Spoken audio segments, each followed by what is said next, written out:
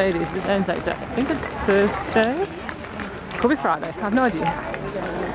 We're just setting off on a walking tour with a local guy. Well, he's local. He's actually English. Lived in Australia, grew up in Australia, and now lives in Berlin. And he's a graffiti artist. So we're going to sort of see more of the real Berlin, as he said. So that should be good. Running over to the east, people from the east were suddenly running over to the west, and the whole thing was in chaos. Particularly during the time just before the war came down, about the 10-15 or so years before 1989, this area of Kreuzberg had become really unattractive to most people in Berlin. It had been sort of close to the centre of the city before it was divided, but as time went on, it became this sort of weird outskirt area that people just really didn't like. This is one of the spots. Yeah, it's a bit of a gumpy area, isn't it? Stuff from the hotel. I know I've got you guys for a street art tour later, so I'm going to do my best to not talk too much about street art during this early tour, but being Berlin, and given that it's one of the most important things here, I kind of have to. Now, I want everyone to look at this number, or this symbol on this suitcase right there. It's actually the number 6 with a small addition to it that kind of turns it into a bit of a 7. This street artist in Berlin, he's one of the longest running, and he's also one of the oldest with regard to how long he's actually been alive. He's about 64 years old, and he's been putting these pieces up since roughly 1991. He goes by the name of Mr. 6, and this is pretty much exactly what he does. He runs around the city putting the number 6 on things. When he works on temporary surfaces like garbage and stuff like this, he usually uses paint, a pot of paint and a brush. When he works onto permanent surfaces like walls, windows, anything like that, he'll usually use a temporary medium like chalk or sticky tape or something like this. It's usually as a way of overcoming the problems associated with the law. If he's doing something that can be easily removed, the penalties for it are a lot lower. Whereas if he's painting permanently on something that is garbage to begin with, there are no penalties to be had. Now, Mr. 6, like I said, has been doing these pieces since about 1991. And the estimates of the number of them that you will find around Berlin range anywhere from about 500,000 to 1 million of them. He's been putting them up for such a ridiculously long time, and now that I pointed them out to you, I'm sure you will see them everywhere that you go. This is a walking tour of the street art and stuff in Berlin. They're usually pretty good, and this time of the morning they're usually coffee shop for cafes. I was really thinking that. Yeah. Tree house. It's known as the Kreuzberg tree house for a really good reason, which is that there is a giant tree growing out of the side of it. Now, when they were building the Berlin Wall in its more permanent state in the early 1960s, the Eastern government didn't really have a whole lot of money to devote towards the construction project. What this meant was that under certain circumstances, they actually cut corners to try and just use less bricks, basically. Now, the original path of the Berlin Wall was supposed to follow this central reservation that you can see over there, bend down towards us, and then carry on up this street to connect up with the line on the floor. They decided to save a bit of money by basically making the wall go in a straight line, cutting off this section here.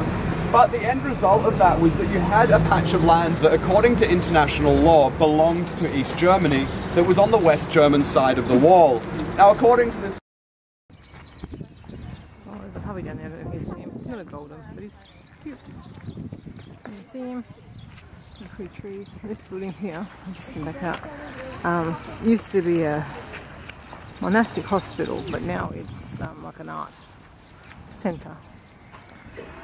Oh, it's a nice park. Sorry. It is one up, and they are one of the biggest, if not the biggest, and greatest graffiti crew in Berlin. The one up is a reference to the extra life in Super Mario Brothers, and also stands for One United Power. One Up were originally 3 different graffiti crews that decided to band together in the early 2000s to do bigger, better, greater works. And they did. They have completely overtaken this city.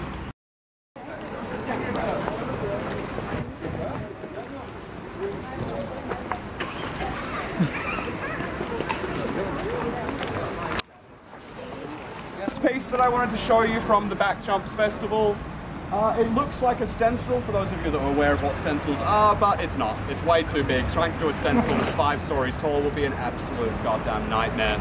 It's done by a Spanish artist known as Victor Ash. He has a few different pieces in Berlin, and this was his first. The way that it's created was quite interesting. Obviously, when you're trying to do a painting that is this big and you're working on ladders or cranes and only seeing a little bit at a time, it can be really easy to accidentally throw out your composition. When your arms ends up a bit too long, the face gets a bit lopsided, something like that. It can happen. It happens. The rule that I stated about all of these pieces being part of the Back Jumps Festival, this one is very near and dear to my heart, as it was actually placed there by the gallery that I worked for 2 years ago as part of an exhibition with the Belgian artist Roa. Fruit stalls. I like how these in the UK as well. And most of the time they're this piece behind me is by a group called the London Police. They are, funnily enough, from London and travel around doing giant pieces like this. It was originally two different guys. One of them is responsible for creating this human character. The other usually works on the backgrounds. The backgrounds in most cases are a bit more intricate and interesting than this, making that... Oh, I don't know, you can see a little cart which has got 6 kids in it, pushing it. It's so cute. Especially you're enjoying this show, it's very interesting. Yeah, well, I'm just hoping for a walk.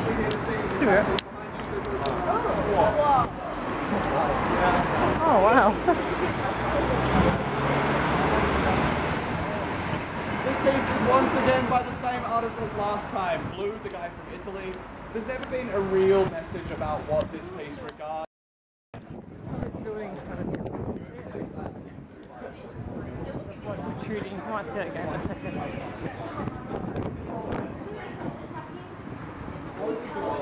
That's really good.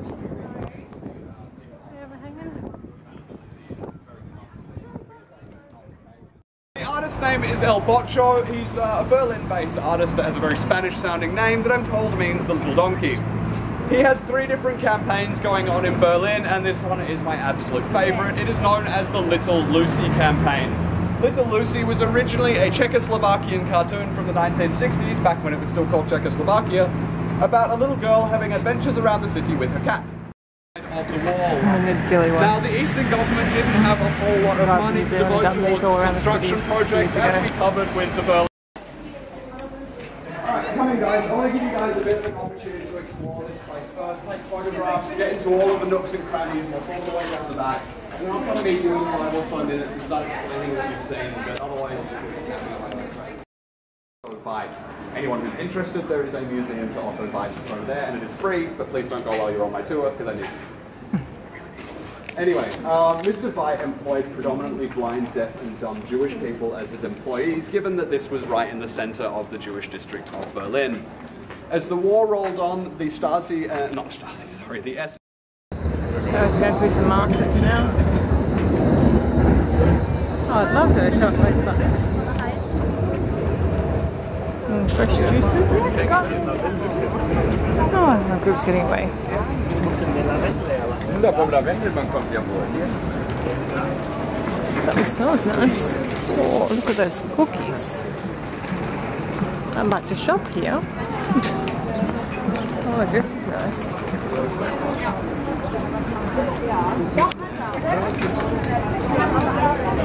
Hang at the back of the group because they might get lost, get distracted. Oh, they look good too. Oh, it's not an apple strudel yet. It smells yummy. Lots of nice stuff here. Always feel I can't go shopping. So I'm currently going to some yam market, have some Jamaican food for lunch, I believe. We just even have Jamaican food in Berlin. Jamaican food in Jamaica makes sense, but...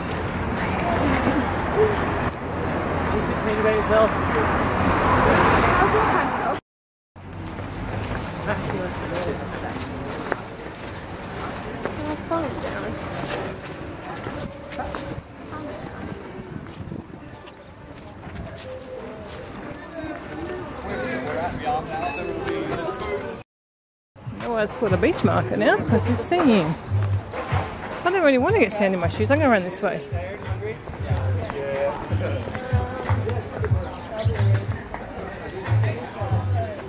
I see some people I know.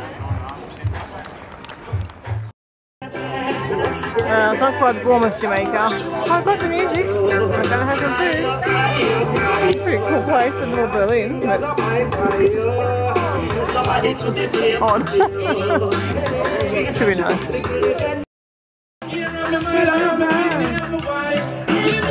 A real bird singing away with the music. So cute! We've had Jamaican lunch in the middle of Berlin. Jerk chicken. Looks different than we had first time in Jamaica. And I've got something interesting. See how it is. Okay, this is the East Side Gallery. It says actually the Berlin Wall. But, a lot of street artists that come and paint it on. Pretty scary. This sort of separates the city in half. Crazy. I can still remember when it was opened up. Okay, this is the East Side Gallery. Well, actually, this is the west side of the wall at the moment, but we were just walking down the East Side Gallery, so this is just quite a big section of the wall still here. It comes out here where the O2 Arena is, and I think that bit of wall is just put over there, and that's the other bit. It goes on for, I don't know, about a kilometre and a half or something. Still lots of wall left. Reunite Germany, well, East Germany and West Germany. The two people that you can see there are the former prime ministers of both of those countries. And after cementing the idea that their countries should be together, they pressed hands and had a handshake, and then for whatever reason, the two of them simply pulled the other one in and had a full kiss on the mouth to celebrate the reunification of Germany. That is what it is. So let's just get... Yeah, see that we're walking? We've already been here today. We caught a train from here. And now we're back here again. That's a bit crazy. As you can see, we're exploring a different part of Berlin today. Obviously, this huge railway line. All the trees, more and more green every day. I certainly wouldn't have come in here on my own. Right here is by street artist known as Dwayne. The image that you can see there is of a guy by the name of Charles Manson, who was a cult leader during the 1960s and responsible for a series of horrific murders. On his forehead you can see the logo for Yves Saint Laurent, which is a high-end fashion company for those that don't know. And basically the comment of this piece is the cult of consumerism, this desire to spend more money than you have on designer labels so that you can feel better about yourself. It's done as a paste-up. It's a really, really large paste-up, but it's basically just a poster that's glued to the wall. And the thing that you can see running around the sides and the outside of it is actually Dwayne's tag repeated over and over and over again to create this texture, which, for my money, is interesting also. We're going on tram this time. Should we use the other door as well? No, that's the guy. Oh, okay. Oh, okay, got you one way, not the other way. Tram light. Until the puppy ran along, you get past him from the tram.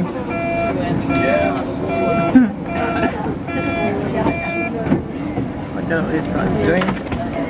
You could actually see them crouching. I'm going backwards in the tram, it's rather weird. We keep passing this guy with the little puppies. He was like a tired puppy.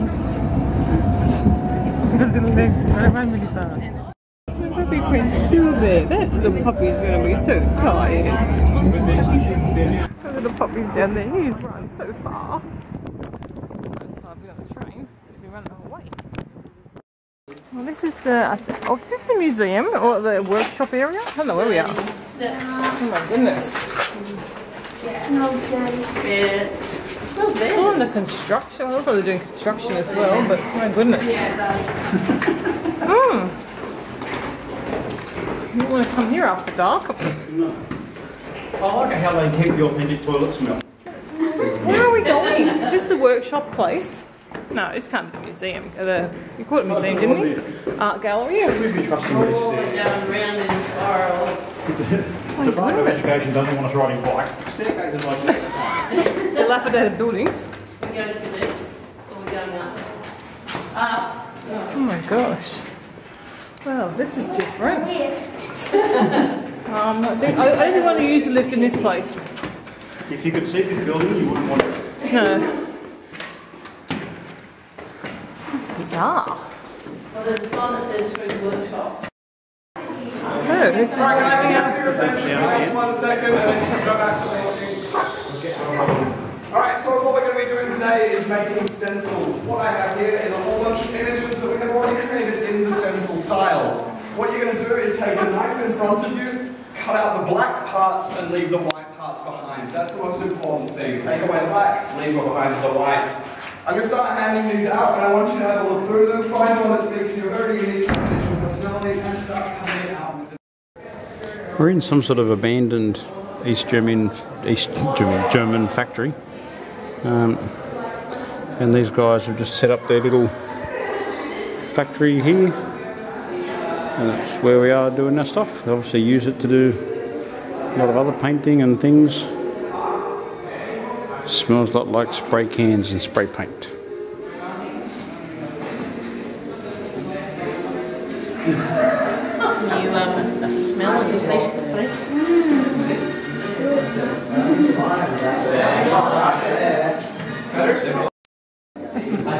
You see my podginess? Look, I just cut straight across. It's the best. Look at me pop it. It's going to be a hairy dog, eh? It's not going to be hairy, it's going to be smooth. Us. Let's go to... Give me an action shot.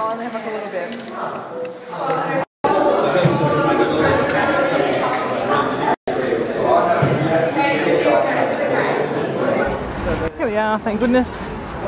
I need a loo.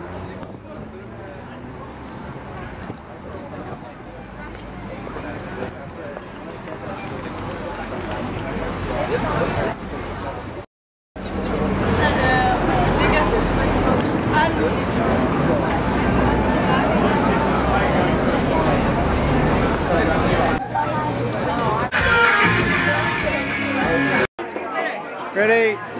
Cam, look up. Look at that. It's HRC specialised.